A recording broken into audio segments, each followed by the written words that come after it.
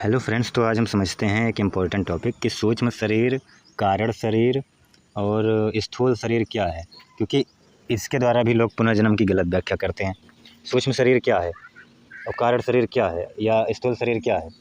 लोग कहते हैं कि सूक्ष्म शरीर का जो है पुनर्जन्म होता है, मतलब कि किसी की डेथ होने के बाद उसमें से कोई सूक्ष्म शरीर निकलता है, वो यात्रा करता है, ये वो तमाम तरह की बकवास।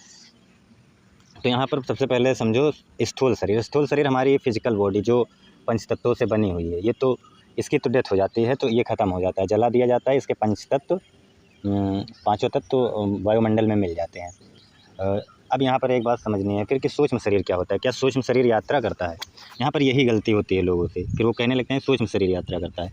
सूक्ष्म शरीर कैसे यात्रा करेगा? सूक्ष्म शरीर मतलब होता ही है तुम्हारा यही अहंकार, मन, तुम्हारे यही संस्कार जो अर्जित किए हो तुम, यही होता है सूक्ष्म शरीर। सूक्ष्म शरीर मतलब तुम्हारी मन की प्रवृत्तियाँ, और इसका कैसे पुनर्जन्म होता है ये हमने बहुत अच्छे से समझा है। इसका मतलब ये नहीं कि कहीं किसी के मरने के बाद कोई सूक्ष्म शरीर निकल रहा है फिर वो जाकर किसी नए शरीर में प्राप्त हो रहा है, ऐसा नहीं होता। तुम्हारे इस सूक्ष्म शरीर द्वारा जो प्रवृत्तियाँ अर्जित की गई हैं उससे जो है उस प्रकृति में कुछ तो चेंजिंग आई है। अगर तुम्हारा जो ये प्रवृत्तियाँ हैं, वैसे तुम उस प्रकृति से अलग कर भी नहीं सकते यदि तुम्हारे अंदर जागरूकता, अवेयरनेस नहीं है तो उस माहौल के अनुसार कंडीशनिंग ही तुम भी होगे। लेकिन अगर उस माहौल में कोई बच्चा जन्म ले रहा है तो वही प्रवृत्तियाँ उसमें चली जाना, ये होता है सूक्ष्म शरीर का मतलब। वही मन के संस्कार, मन की प्रवृत्तियाँ, मन के या ये अहंकार, ये सभी जो है अगले शरीर में चली जाना, यही होता है सूक्ष्म शरीर का पुनर्जन्म हो जाना। इसी को ही कहते हैं। कोई मतलब अब ये मत समझो कि कोई पर्सनल मरा, पर्सनल का हो गया, नहीं। वो पूरा माहौल ही उसी तरह से, वो पूरा प्रकृति ही उसी तरह से है। तो जब प्रकृति ही पूरी उसी तरह से है तो उसमें किसी बच्चे का जन्म हुआ तो उसमें भी वही गुण, वही प्रवृत्ति आ जाएगी। मतलब ये कंटिन्यूटी होती है, कॉज इफ़ेक्ट रूल है, कंटिन्यूटी है कि कोई कॉज है तो वो कॉज से जो नया आया उसमें वही इफ़ेक्ट हुआ। फिर अब ये जो है इसका इफ़ेक्ट, ये कॉज बनेगा अगले के इफ़ेक्ट के लिए। तो मतलब वो जो प्रकृति में कंटिन्यूटी चल रही है उसी का ही हिस्सा है ये। तो यहाँ पर किसी पर्सनल का नहीं हो रहा है। और यहाँ पर एक बात और समझना कि भगवान कृष्ण ने इसीलिए ये मन, बुद्धि, अहंकार, ये शरीर, इन सबको अपरा प्रकृति बता देते हैं। फिर तो मतलब ये तुम्हारा अहंकार भी उसी प्रकृति का हिस्सा है। ये मत सोचो कि तुम अहंकार जो तुम्हारा है या ये मन या बुद्धि ये तुमने बनाया है, ये भी उसी माहौल की कंडीशनिंग से बना है, ये भी प्रकृति का ही हिस्सा है। वो परा प्रकृति सिर्फ उस सत्य को कहते हैं जो अवेयरनेस से तुम्हें प्राप्त होगा, तो जो तुम्हें ज्ञान से प्राप्त होगा। जब तुम ये जान जाओगे कि ये सब प्रकृति के कार्य कारण नियम से यहाँ सब कुछ प्रकृति के गुणों के अनुसार हो रहा है, तो ये होता है। तो सूक्ष्म शरीर क्या हुआ? तुम्हारे उन्हीं मन प्रवृत्तियों का कंटिन्यूटी, ये नित्यता नहीं होता, निरंतरता होता है पुनर्जन्म।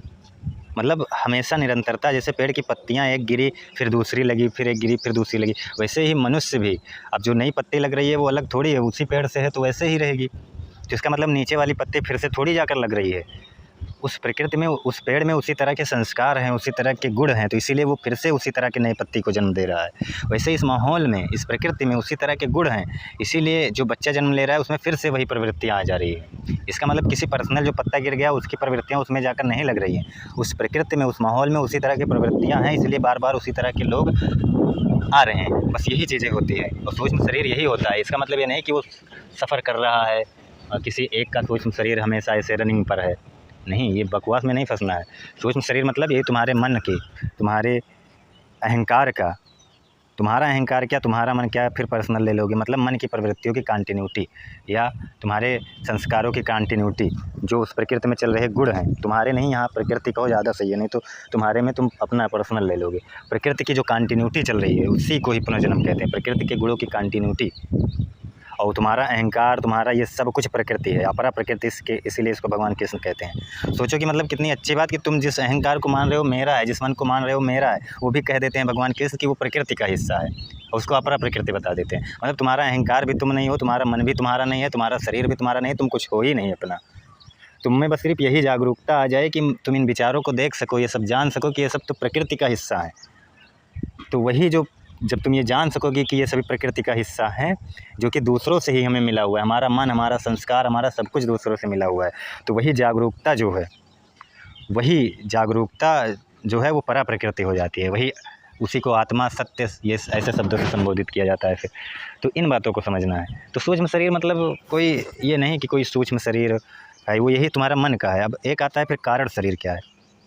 कुछ लोग फिर कारण शरीर को लेकर मतलब ये समझते हैं। कारण शरीर मतलब क्या होता है, तुम्हारे गहरे संस्कारों की प्रवृत्ति। जैसे कुछ लोगों में आप देखते होंगे कि जन्म से ही बहुत सेंसिटिव होते हैं, जैसे ऐसी चीज़ें कुछ सेंसिटिव होंगे, जैसे कुछ लोगों के दिमाग बहुत तेज होंगे, कुछ लोग बहुत पढ़ने पर भी नहीं उनको समझ में आएगा, तो कुछ लोग कहते हैं ये इसके पिछले जन्मों से है। यहाँ पर भी तो कारण शरीर यही होता है, तुम्हारे गहरे संस्कारों की छाप। जैसे तुम लगातार डर रहे हो तो तुम में उस डर की प्रवृत्ति आ जाए तो उसको कारण शरीर कहने लगते हैं, फिर गहन दार्शनिक भाषा समझे तो। और किसी फालतू की बकवास में नहीं फंसना है। तो यहाँ पर इस बात को समझना है, फिर क्या कारण शरीर पुनर्जन्म में वो है। तो यहाँ पर एक बात समझना है कि जैसे अध्यात्म का मतलब क्या हुआ। अध्यात्म तुम्हें शांति सुख देने के लिए है, तुम्हें इन माहौल को समझाने के लिए, प्रकृति को समझाने के लिए कि यहाँ सब कुछ खुद ही होता है। तुम क्यों अहंकार वश कहते हो कि मैं करता हूँ, तुम करता नहीं हो, और जब तक तुम करता हो तब तक तुम्हें दुख है। इसका मतलब ये नहीं कि तुम करता ना मानो तो दुख नहीं होगा, ये सब नहीं है। तुम करता हो ही नहीं, पहली बात तो तुम्हारे मानने से कुछ नहीं होगा, क्योंकि तुम्हारा अहंकार जो करता मान रहा है वो खुद ही प्रकृति है। ये गीता में भगवान कह रहे हैं, और प्रकृति अपने नियमों के अनुसार चलती है, तुम कितना ही खुद को मानो कि मैं करता हूँ। तो अब यहाँ पर जो ये कारण शरीर है, ये गहरे संस्कारों की छाप, जिससे सेंसिटिवनेस आ जाना या कुछ भी ऐसा। तो पहले के लोग जो थे वो तो बायोलॉजी उस समय थी नहीं, तो उन्होंने इस चीज़ को देखा कि कुछ लोग ज़्यादा सेंसिटिव हैं, कुछ लोग कम सेंसिटिव हैं, और हैं तो एक ही प्रकृति में दोनों। आखिर ऐसा क्यों है, और जन्म से ही वो ऐसे होते थे। तो उस समय फिर उसका कोई कारण नहीं पता था उन सबको, तो इसीलिए उन्होंने एक शब्द दिया कि इसका कोई कारण रहा होगा पहले से ही। कोई कारण है तभी तो कोई एक ही माहौल में जन्मा बच्चा कोई ज़्यादा सेंसिटिव हो रहा है, कोई कम सेंसिटिव हो रहा है, कोई ज़्यादा डर रहा है, कोई कम डर रहा है, कोई ज़्यादा हैप्पीनेस फील कर रहा है, कोई कम, कोई ज़्यादा एनर्जियस है, कोई कम। तो इसका कारण नहीं पता था उनको, तो इसीलिए उन्होंने एक शब्द दिया कि कारण शरीर। कोई कारण होगा उसका जिसकी वजह से कोई ज़्यादा सेंसिटिव है, कोई कम। तो यहाँ पर अब लोग उसका क्या मतलब निकाल रहे हैं, उसका मतलब ये निकाल रहे हैं कि कोई पिछले जन्म का रहा होगा। यहाँ तक कि पिछले जन्म का उपनिषदों में समझाया गया है कि पिछले जन्म का जिस मतलब जैसे तुम समझ रहे हो कुछ नहीं, वो कंटिन्यूटी ही है। तो उसका कारण नहीं पता था। लेकिन आज क्या है, आज वो नहीं है, आज साइंस ने प्रगति की, आज बायोलॉजी ने उसको साबित कर दिया कि वो डीएनए है, वो जीन्स है। डीएनए के जो जीन्स होते हैं वो उनमें कुछ इधर उधर हो जाने की वजह से कोई ज़्यादा सेंसिटिव, कोई कम सेंसिटिव हो रहा है। इसका मतलब ये नहीं कोई पिछले जन्म का कुछ है। अध्यात्म ये कहता भी नहीं कि तुम्हारा पिछला जन्म का कुछ है। वो कहे, अगर जो किताब ये कह रही है अध्यात्म की, वो बस कहानियाँ ही हैं, उनको मत मानो। तो जब साइंस ने ये चीज़ें प्रूव की कि ये डीएनए की वजह से ही होता है कि कुछ लोग ज़्यादा सेंसिटिव हो जाते हैं, कुछ लोग कम, लेकिन आगे चल के प्रकृति भी बहुत उसमें समझ लो काम करती है, प्रकृति के गुण। क्योंकि वो जिस प्रकृति में रहेगा फिर उससे वो समझ जाएगा, भले ही ज़्यादा सेंसिटिव हो, लेकिन अच्छे गुणों में रहने से उसकी सेंसिटिवनेस कम हो जाती है। इसलिए प्रकृति के गुण बहुत ज़रूरी है। लगभग डीएनए समझ लो बीज की तरह काम करता है, और उसको पौधे की तरह बनाना, अच्छा वातावरण मिलना, ये समझ लो प्रकृति ही तय करती है। तो वही बात है यहाँ पर कि अब यहाँ पर तुम ये समझो कि जो ये कारण शरीर है, जो गहरी आपके अंदर ये संवेदनाएं दे रहा है, सेंसिटिवनेस दे रहा है, ये पिछले जन्म का कैसे हो सकता है। उस समय के लोगों को नहीं पता था, अब वो चीज़ें पता चल गई। ये डीएनए की वजह से होता है। डीएनए में जब बच्चा बन रहा है पेट में, तो कुछ इधर उधर हो जाना, या डीएनए ही सेंसिटिव होना, जीन्स ही कुछ इधर उधर हो जाना। तो इसका मतलब ये नहीं था कि कोई पिछला जन्म तुम्हें समझाए। पिछला जन्म तो उन्होंने समझा दिया था कि वो कंटिन्यूटी है। ये तो उपनिषदों ने समझा दिया पहले से ही कि वो तुम्हारे कर्मों की कंटिन्यूटी चले, तुम्हारे कर्मों नहीं, प्रकृति के कर्मों के, प्रकृति के नियमों की कंटिन्यूटी चल रही है। लेकिन वो सेंसिटिवनेस को नहीं समझ पा रही थी। जब उसकी कंटिन्यूटी ही है, एक माहौल में रहने वाले सभी के गुण एक ही जैसे हैं, तो क्यों कोई ज़्यादा सेंसिटिव हो रहा है, क्यों कोई कम सेंसिटिव हो रहा है। तो इसीलिए उसको एक कारण शरीर नाम दिया गया कि हो सकता है कोई कारण हो इसका। इसका मतलब उन्होंने ये नहीं कहा कि पिछले जन्म का कोई कारण था, उन्होंने ये कहा इसका कोई कारण होगा कि कोई ज़्यादा सेंसिटिव है, कोई कम। तो उसका कारण अब जो है साइंस ने निकाला कि वो डीएनए की वजह से होता है। देखो, अध्यात्म का मतलब कोई पिछला जन्म समझाना नहीं है, तुम्हारे अहंकार को हटाना और तुम्हें ये दिखाना कि ये सभी प्रकृतिवश खुद ही हो रहे हैं, तुम क्यों दुखी हो। यहाँ पर एक अवेयरनेस में जियो, एक हैप्पीनेस में जियो, ये चीज़ें हैं मेन रूप से अध्यात्म का मतलब। तुम्हारे दुख को दूर करना, तुम्हें पुनर्जन्म समझाना नहीं है। तुमने पुनर्जन्म की खुद ही इतनी गलत व्याख्या कर दी है कि अब तुमको पुनर्जन्म समझाना पड़ रहा है। मतलब इतनी गलत व्याख्या कर दी है पुनर्जन्म की, यहाँ तक कि बार बार कहा गया है कि कॉज इफेक्ट रूल है, कॉज इफेक्ट रूल है, वो कंटिन्यूटी है, लेकिन फिर भी तुम वही चीज़ें पकड़ कर बैठे हो कि नहीं ये ऐसा नहीं होता, ऐसा नहीं होता। कभी सूक्ष्म शरीर, कभी कारण शरीर, कुछ कह कर के आप जो है वही बातें बार बार लेकर आते हो कि पुनर्जन्म ये है वो है। तो यहाँ पर यही समझना है, कारण शरीर मतलब गहरी तुम्हारी प्रवृत्तियाँ। तो वही बातें यहाँ पर, इन सब फालतू की बकवासों में नहीं फंसना है। कोई कितना भी कुछ भी इन सब बातों को कहे मानने के लिए। ये सब बस अपना धंधा चलाते हैं। जैसे मान लो फर्स्ट स्पीशीज़ जब फर्स्ट मनुष्य बना तो उसका कौन सा कर्म था जो वो बना, उसका कौन सा कर्म था फिर वो। ये तो एवोल्यूशन चल रहा है ना, लगातार लगातार लोग प्रगति पर हैं, ये तो एवोल्यूशन चल रहा है। बंदर से मनुष्य बना तो जब मनुष्य जो बना उसका कौन सा कर्म था जो वो मनुष्य बना।